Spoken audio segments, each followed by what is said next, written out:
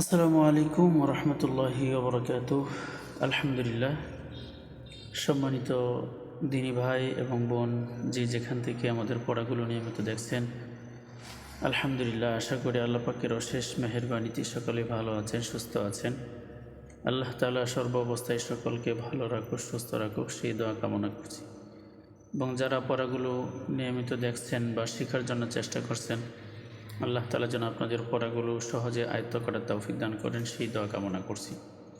তো আমরা আজকে আপনাদের মাঝে যে পড়া তুলে ধরছি সেটা হচ্ছে সূরাতুল ইয়াসিনের 47তম আয়াত থেকে ইনশাআল্লাহ দু একটা আয়াত আপনাদের মাঝে তুলে ধরার চেষ্টা করছি।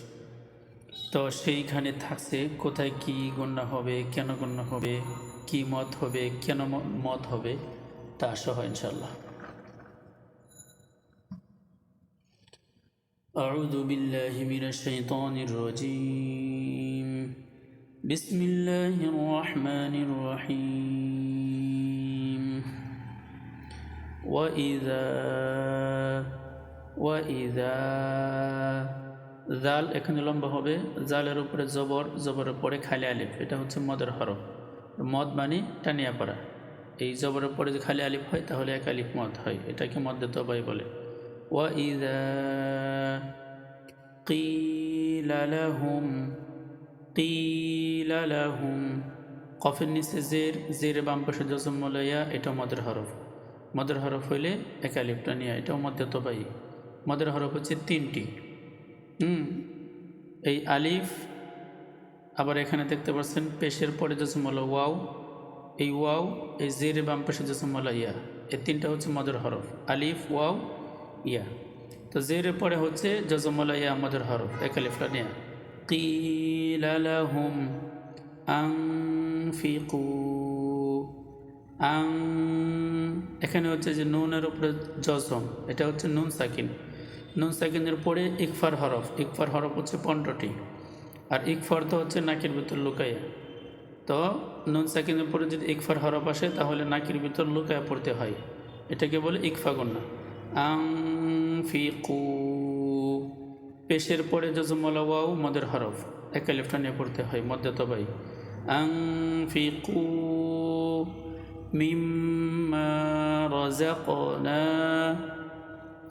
মিম্মা রাযাকাকুমুল্লাহ, মিম্মা, এখানে হচ্ছে মিমের নিচে জের, জবর জের পেশকে হরকত বলে। হরকতের বামে নুন অথবা মিম, এখানে মিমের উপরে তাসদিদ। নুনে অথবা মিমে যদি তাসদিদ হয় তাহলে সেখানে গুণা করা ওয়াজিব। তো মিম, এই যে দেরি করলাম, এটাকে বলে গুণা। মিম্মা, মিমের উপরে জবর, জবরের উপরে খালি আলিফ, মদের হরফ, এক আলিফটা নিয়ে পড়তে হয়, একে মধ্যে তবাই বলে। রাযাকাকুমুল্লাহ, এখানে লামের উপরে খারা জবর, খারা জবর, খারা জের উল্টা পেশ হইলেও এক আলিফটা নিয়ে পড়তে হয়। ক্বালাল্লাযীনা, কফের উপরে জবর, পরে খালি আলিফ, এক আলিফ লম্বা, মধ্যে তবাই। আবার এই লামটা এই লামের সাথে মিলিত হবে, লাল, আবার লামার জবর লা, লাল্লা যীনা। জালের নিচে জের বাম পাশে জজম আলাইয়া, মদের হরফ, এক আলিফটা নিয়ে। ক্বালাল্লাযীনা কাফারু, রর উপরে পেশের পরে জজম ওয়াও, মদের হরফ, এক আলিফ লম্বা। লিল্লাযীনা আমানু, লিল্লাযীনা, জালের নিচে জের পরে জজম আলাইয়া, মদের হরফ, এক আলিফ লম্বা। আলিফের উপরে খারা জবর, এটা হামজা। তাহলে খারা জবর, খারাজের উল্টা পেশ হইলে এক আলিফটা নিয়ে পড়তে হয়।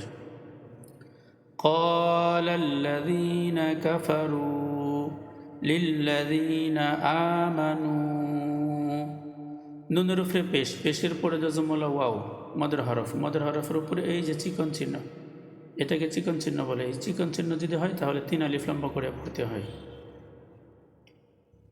আনুতঈমু, আনুতঈমু মান লাউ ইয়াশাউল্লাহু, মাল, এখানে নুন সাকিন, নুন সাকিনের পরে ঈদগামে বেলাগুন্নার হরফ দুটি, লাম, র, এই দুইটা হচ্ছে বেলাগুন্নার হরফ। বেলাগুন্না অর্থ হচ্ছে গুন্না ছাড়া মিলাইয়া, এই জন্য মাল লাউ, লামের উপরে জবর, পরে হচ্ছে জজমুল্লা ওয়াও, এটা হচ্ছে লিনের হরফ। তাড়াতাড়ি মাল লাউ ইয়াশা,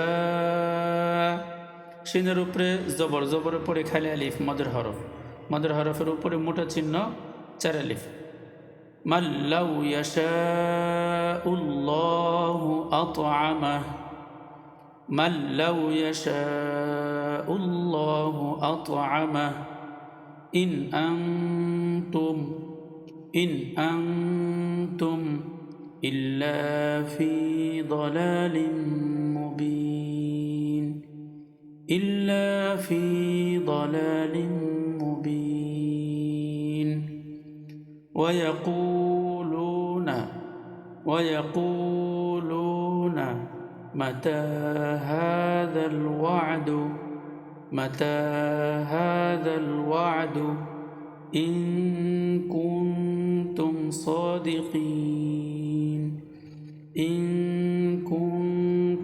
صادقين. وإذا قيل لهم أنفقوا مما رزقكم الله قال الذين كفروا للذين آمنوا أنطعم من لو يشاء الله أطعمه إن أنتم إلا في ضلال مبين. ويقولون متى هذا الوعد إن كنتم صادقين. صدق الله العظيم.